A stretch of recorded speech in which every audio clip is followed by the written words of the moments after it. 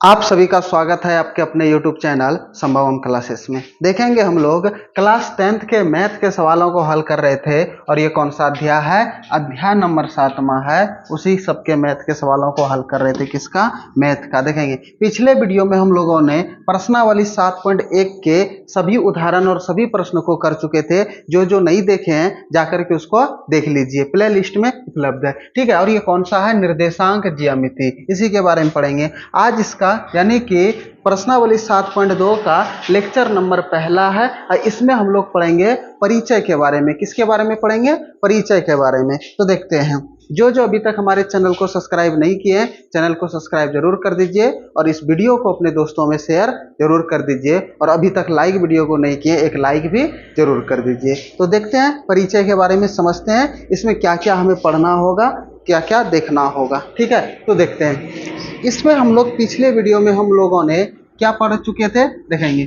दूरी सूत्र का हम लोग प्रयोग कर चुके थे। ठीक है, किसका सूत्र का?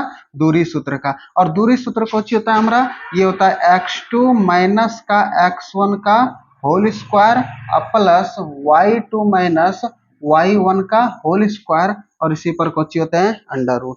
ये होता है दूरी सूत्र। इसी पे क्या क्या सवाल था हम लोग सभी बना चुके थे। ठीक है, आज हम लोग को पढ़ना है कौन सा? विभाजन सूत्र। कौन सा सूत्र? विभाजन सूत्र। देखेंगे विभाजन सूत्र।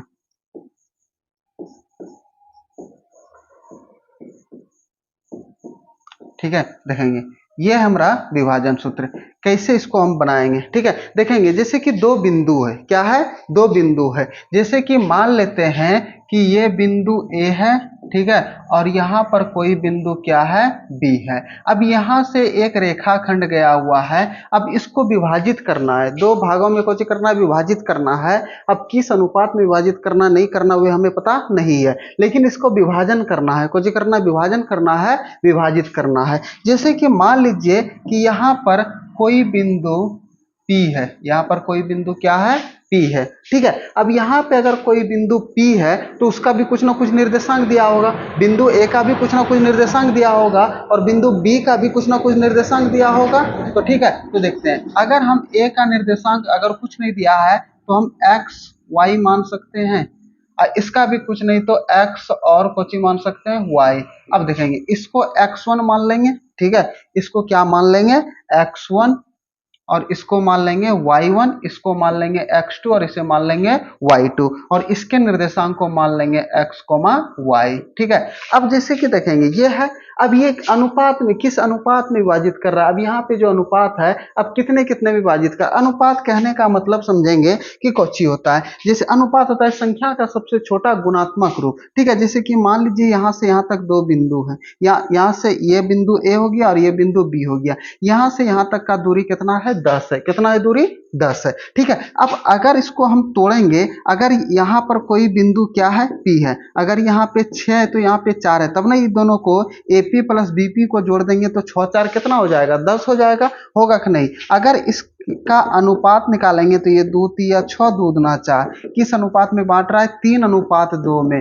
ठीक है, अब यहाँ पे हमको पता ही नहीं है कि किस अनुपात में हम बांट रहे हैं, तो यहाँ पर मान लेंगे कौची? M1 और इसको मान लेंगे कौची? M2। कोई दिक्कत यहाँ तक में नहीं। अब आगे समझते हैं। ठीक है, अब सूत्र कैसे बनेगा हमारा? ठीक है, वही ध्यान देखना, समझते हैं। अब सूत्र कौची होता है देखेंगे। इसमें विभाजन सूत्र दो बिंदु के लिए x और y के लिए, x के लिए अलग और y के लिए अलग। जैसे कि x के लिए, जैसे कि दूरी सूत्र किसके लिए है? x, y के लिए। ठीक है, तो इसके लिए सूत्र हम लोग कौची करेंगे? लिखते हैं। देखेंगे कौची होता है। सबसे पहले होता है M1 के साथ में x2 को गुना करेंगे। M1 के साथ में किसको गुना? M1 के साथ में x2 को, फिर यहाँ पे प्लस, और फिर M2 के साथ में x1 को गुना करेंगे, और फिर बटे का ये अनुपात जोड़ देंगे, यानी कि M1 प्लस का M2। ये किस बिंदु के लिए हुआ? x बिंदु के लिए। किस बिंदु के लिए हुआ? x बिंदु के लिए। अब y बिंदु के लिए देखेंगे, फिर वही M1 के साथ में y2 को गुना कर देंगे और m2 के साथ में y1 को गुना कर देंगे और फिर m1 प्लस का m2, ये दोनों को आपस में कोची कर देंगे, जोड़ देंगे। यही हमारा कोची हुआ विभाजन सूत्र। देखेंगे याद रखने के लिए m1 अगर x बिंदु के लिए निकाल रहे हैं तो m1 को किसके साथ में, x2 के साथ में, और m2 को किसको, x1 के साथ में, और बटे में m1 प्लस m2। ये x बिंदु के लिए। अगर y बिंदु के लिए निकालना है तो m1 के साथ में y2 को गुना करेंगे और प्लस m2 के साथ में किसको गुना करेंगे, y1 को गुना करेंगे और बटे का m1 प्लस का m2। ये हो गया हमारा किसके लिए सूत्र, विभाजन के लिए सूत्र। किसके लिए सूत्र हो गया, विभाजन के लिए सूत्र। और एक पूछेगा मध्य बिंदु के लिए, किसके लिए सूत्र, मध्य बिंदु सूत्र। मध्य बिंदु सूत्र कहने का मतलब हुआ, जैसे देखेंगे इसको थोड़ा सा इधर कर लेते हैं, देखेंगे मध्य बिंदु के लिए सूत्र। मध्य बिंदु के लिए सूत्र इसी पर भी हम बना सकते हैं, यही होता है। ठीक है, देखेंगे क्योंकि मध्य बिंदु मतलब कुछ होता है जस्ट बीच में। क्या होता है, जस्ट बीच में। जैसे कि मान लीजिए कि एक बिंदु ये ए है और ये एक बिंदु कौची है, बी है। यहां से यहां तक का दूरी अगर 10 सेंटीमीटर है, 10 किलोमीटर है, जो भी है, अगर इसको बीच में कोई एक बिंदु डालना है तो बीच में यानी कि दो बराबर बराबर हिस्सा में बांटना है तो क्या करना है, या तो ये 10 में 1/2 से गुना कर दीजिए या तो 2 से भाग दे दीजिए, परिणाम वही निकलेगा। 2 पंचे 10, यानी कि ये भी 5 हो जाएगा और ये भी कुछ हो जाएगा, 5 हो जाएगा। अगर यहाँ पे बिंदु क्या है, P है बीच में, तो 5 5, ये भी एक, ये भी एक, और एक के साथ में किसी m1 के साथ में गुना करेंगे तो वही आएगा, वही संख्या y। m1 के साथ में x2 को गुना करेंगे तो m1 का वैल्यू 1 है तो 1 गुना x2 करेंगे तो x2 आएगा कि नहीं। वही इसी सूत्र पे भी मध्य बिंदु बनता है। लेकिन डायरेक्ट मध्य बिंदु के लिए जो सूत्र होता है वो होता है ये, क्या होता है, देखेंगे मध्य बिंदु के लिए सूत्र। ठीक है, देखेंगे मध्य बिंदु के लिए सूत्र होता है हमारा, क्या होता है, ये होता है x1 प्लस का x2 और बटे का 2, और ये y1 प्लस का y2 और बटे का ये कुछ होता है 2। ये हो गया किसके लिए, मध्य बिंदु के लिए। किसके लिए हो गया, मध्य बिंदु के लिए। ये हमारा कुछ हो गया, सूत्र हो गया। ठीक है, देखेंगे अगर हमसे सवाल पूछेगा, ठीक है, किस प्रकार से सवाल पूछेगा, देखेंगे, ध्यान देते हैं। ठीक है, तो देखेंगे सवाल पूछेगा किस प्रकार। जैसे कि सपोज दैट मान लीजिए कि यहाँ पे कोई बिंदु ए है और यहाँ पे कोई बिंदु क्या है, बी है, और ये रेखाखंड है यहाँ से यहाँ तक का दूरी। ठीक है, अब जैसे कि सपोज ए का निर्देशांक दिया हुआ है कितना, 2,3 है रे, कितना, 2,3, और बी का निर्देशांक दिया हुआ है कितना, ये 4,3।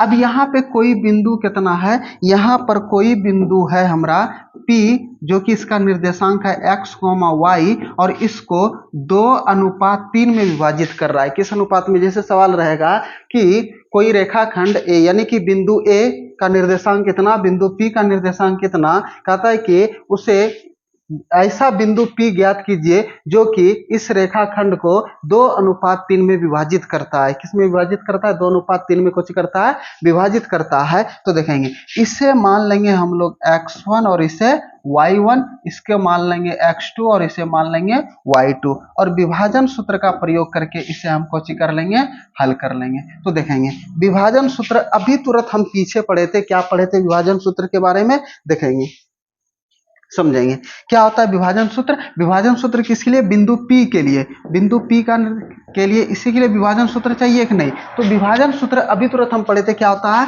m1 के साथ में किसको गुना करेंगे, x2 को, और प्लस m2 में किसको गुना कर देंगे, x1 को। अब बटे का कुछ हो जाएगा m1 प्लस का m2। देखेंगे m1 के साथ में दूसरा को गुना और m2 के साथ में पहले के गुना। ये x बिंदु के लिए। अगर y बिंदु के लिए चाहिए तो क्या करेंगे, m1 के साथ में y2 को और प्लस m2 के साथ में y1 का और बटे का m1 प्लस का m2। ये हो गया हमारा कौची, विभाजन सूत्र हो गया हमारा। अब देखेंगे अब जो जो वैल्यू दिया हुआ है उसी को हम यहाँ पे कौची कर देंगे, रख देंगे। तो देखते हैं, यहाँ पे रख देते हैं।